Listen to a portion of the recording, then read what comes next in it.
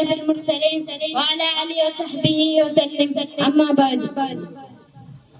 ബഹുമാനമുള്ള ഉസ്താദുമാരെ, എന്റെ ശ്രദ്ധിച്ച് കേട്ടുകൊണ്ടിരിക്കുന്ന എല്ലാവരായ നാട്ടുകാരെ, പ്രിയപ്പെട്ട കൂട്ടുകാരെ, മുത്തുനബി സല്ലല്ലാഹു അലൈഹി വസല്ലമയുടെ 1500-ാം ജന്മദിനം ആഘോഷിക്കുന്ന ഈ വേളയിൽ ഒന്ന് രണ്ട് വാക്കുകൾ നിങ്ങൾ മുമ്പിൽ അവതരിപ്പിക്കാൻ ആഗ്രഹിക്കുന്നു.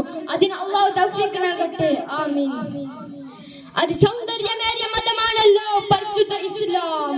ചെറിയവനും വലിയവനും കറുത്തവനും വെളുത്തവനും പണക്കാരനും പാവപ്പെട്ടവനും ഒരുപോലെ സ്ഥാനം നൽകിയ മതം കൂടിയാണ് പരിശുദ്ധ ഇസ്ലാം.